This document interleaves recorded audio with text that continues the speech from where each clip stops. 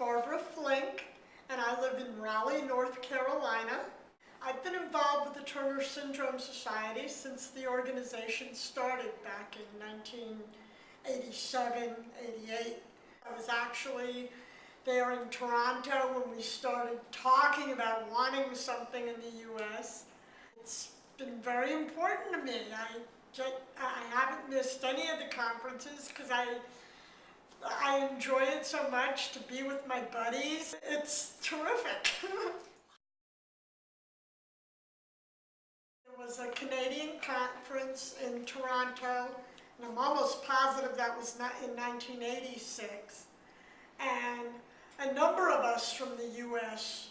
were there. And we were all saying we need something in the United States. But 4 of the women that were there got together in the bar that night and they decided, you know what, this is gonna happen.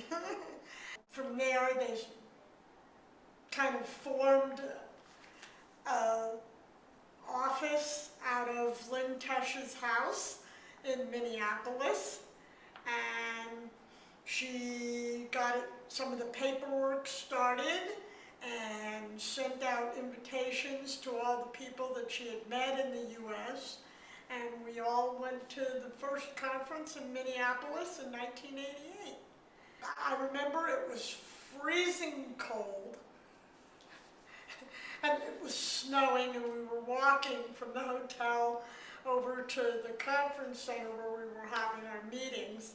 It was completely medical oriented. One speaker in the morning after the annual meeting on Saturday, and then maybe another speaker and some workshops in the afternoon and a dinner. And I remember like almost half of the conference came back to my hotel room and we all sat and gabbed all night about all of our stories and who we were and where we lived and what we do, and some of us are still really good friends today. We're reaching so many more people now, and we have access to so much more information than we did before. I was diagnosed when I was 6. They suspected it when I was born because I had these very puffy hands and feet, and I had, instead, not so much the webbed neck, but I had this weird extra skin on the top of my head. And when I was 6, my mom brought me to this endo, and they did a buccal smear. Karyotype was brand new then, and the buccal smear was clear enough that they didn't even need to do anything more than that. They knew it was Turner's. When I was 10, they started putting me on hormone replacement. Growth hormone was pretty much out of the question. It was pretty iffy back then and not very well recommended. But they thought that if I went on hormone replacement, it might give me a little bit of a growth spurt, which it probably did a little bit, but then of course I stopped growing, so I don't think it helped much. I guess their thinking was, well, if they started me on the estrogen early enough, I would be developing at the same age as my friends, which I suppose in theory was a good idea, and I don't know how I would have felt if it was if they hadn't done that, but I knew I was very different from the other girls. I found out about Turner's when I was 15.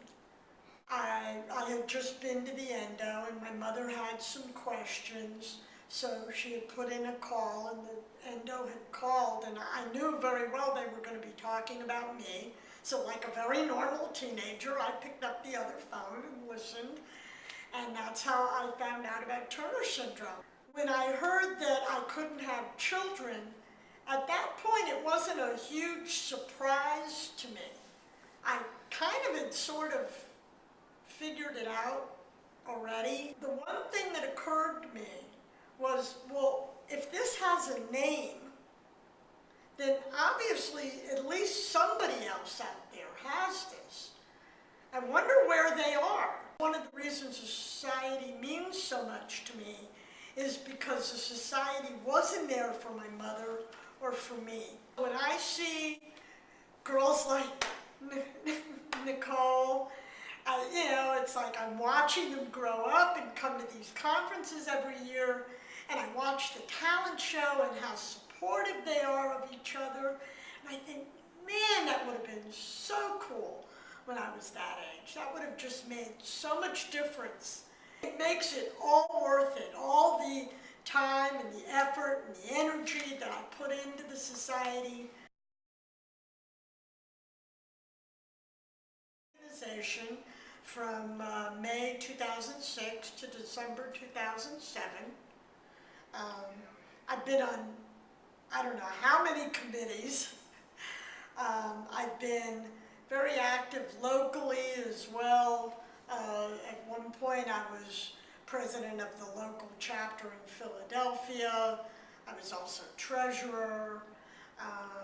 I founded and was chapter leader of the Kansas City chapter for a while.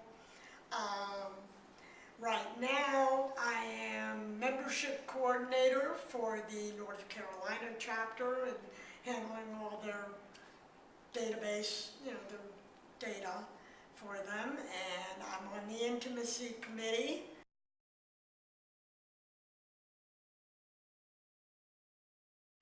It all started when I was president of the organization, and the executive director would forward these emails to me about some very, very intimate kind of questions about sexuality and some medically oriented questions about sex. And it's like, I don't have any background in this, but I would answer the questions as best I could and let them know that they needed to talk to their doctor, and I would try to do, and somehow I got this reputation for being the Dr. Ruth of the organization.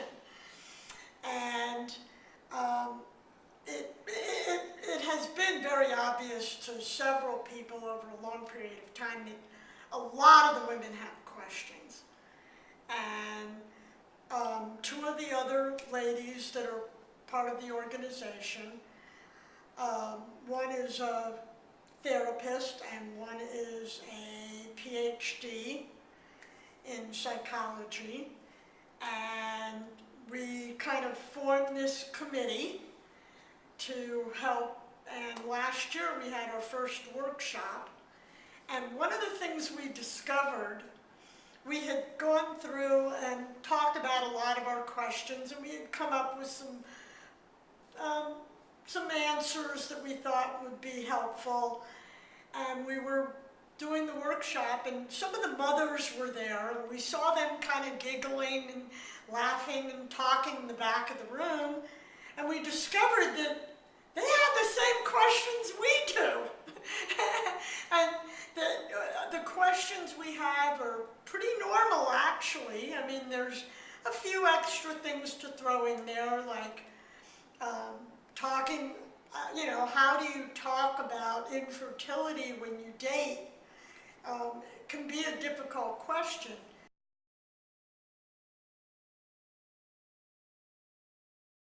Computer science. I've been a software developer for over 30 years. We'll see what happens in the future. I'm looking forward to seeing what the next step in my life is going to be. Believe in yourself. You expect your daughter, the same thing of your daughter that you would any other daughter. I suppose parenting is an adventure for everybody. And take it as the same kind of adventure that it would be. You know, it's, you know, maybe it isn't what you planned. It's not the trip to Italy that you planned. It's a trip to Switzerland kind of thing. In the next 25 has just come true this past year. I have dreamed of the day that we'd be in a financial situation to offer college scholarships to young Turner's women going off to college. And I was delighted that that started. I would love to see that grow. My dream is that people will know what Turner syndrome is. They'll know the name, they'll know what it is in the general population. It's a rare condition, but it isn't that rare that it should be that unknown.